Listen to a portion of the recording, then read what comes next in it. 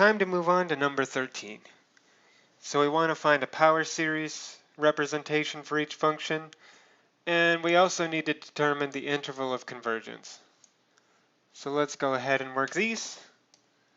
So we're starting with f of x is equal to x squared over 9 plus x squared. And we say, okay, we need a power series representation.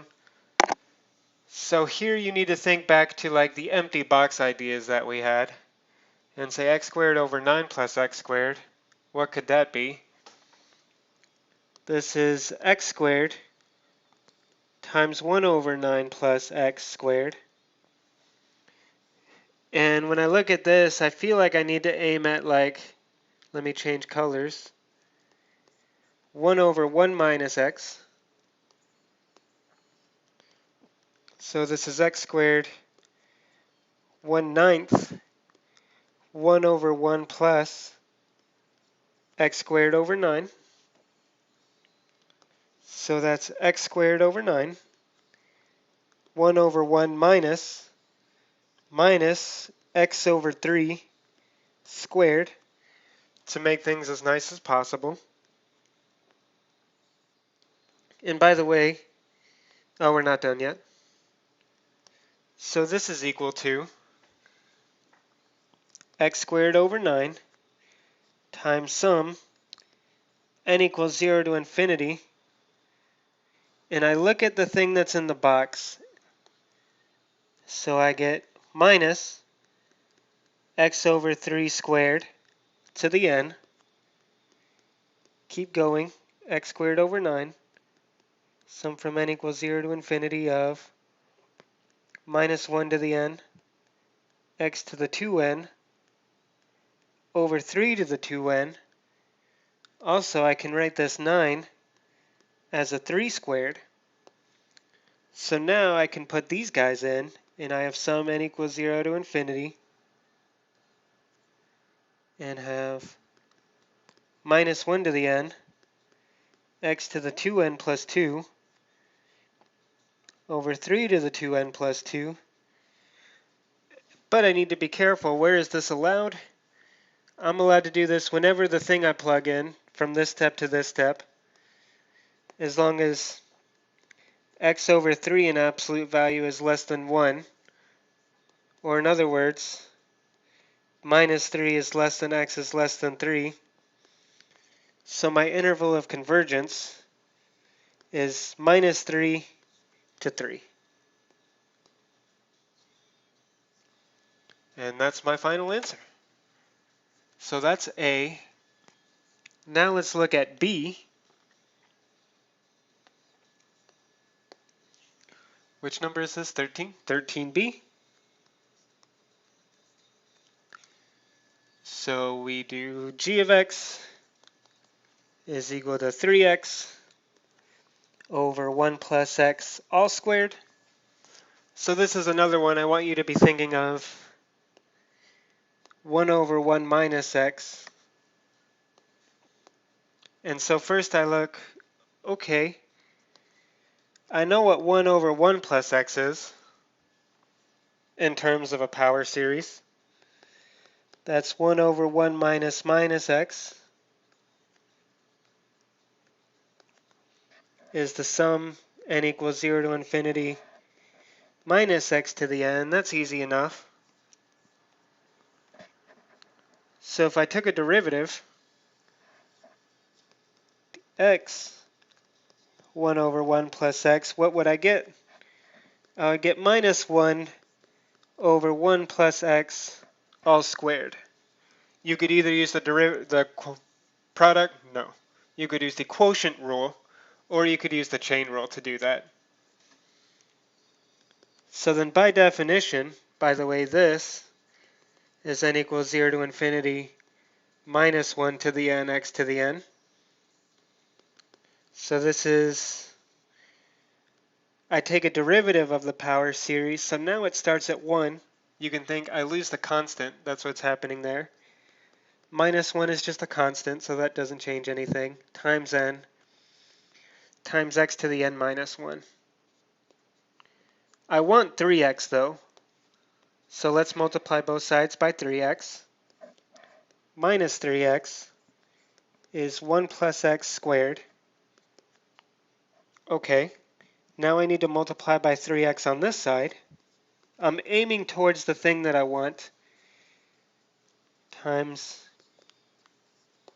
minus 1 to the n x to the n minus 1. So now this is sum n equals 1 to infinity minus 1 to the n. The 3 and the n can stick together, that's fine. But I have x times x to the n minus 1. So I get x to the n. And finally, I need a minus sign. So 3x multiplying both sides by minus 1. I get sum n equals 1 to infinity minus 1 to the n plus 1, 3n x to the n. What's the interval? Let's go back and look. When is this okay? This is fine when absolute value of minus x is less than 1, but all that means is minus 1 less than x less than 1, right? So the interval is minus 1 to 1. So that's 13b. Now let's do 13c.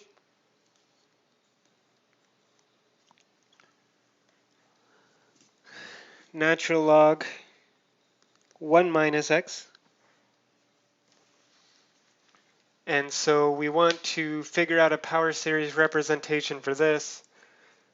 And now you might be worried. You might have memorized it. But let's actually do the work. So what's the magic trick?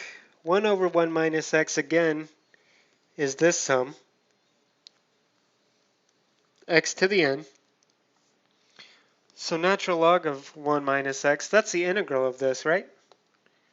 So I can integrate both sides, integrate, integrate, and I get natural log of 1 minus x is equal to the integral of this sum.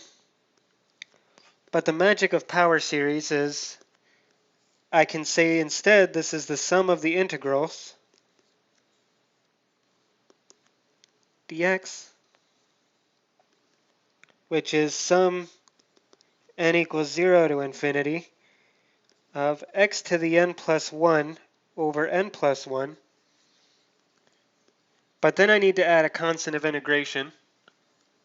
But on the other hand, I need it to be log of 1 minus x, so I can plug in a number. Easiest to plug it in at the end, center. Let x be equal to 0. The natural log of 1 is sum n equals 0 to infinity of 0 to the n plus 1 over n plus 1. Every single one of these terms is 0, because I don't have a 0 to the 0 term here, plus c. But natural log of 1 is 0, so c is equal to 0. So natural log of 1 minus x is equal to sum n equals 1 to infinity x to the n plus 1, n equals 0 to infinity, x to the n plus 1 over n plus 1. And I'm comfy leaving it like that. If you wanted, so let me say optional. This is full credit, completely fine. Maybe in some circumstances you'd rather start where you're just dealing with x to the n. If you want to do that, you can start at 1 if you want, and that's completely fine also. Both of these are completely correct answers. Usually you want to start at 0 if ever possible, but sometimes you start at 1 if it looks nicer. But this is completely fine. Okay, but I'm not quite done because I need to know what the interval is. But again, when did I break out this sum? Same story. Minus 1 less than x less than 1. So my interval is I is minus 1 to 1. And that's how you do number 13.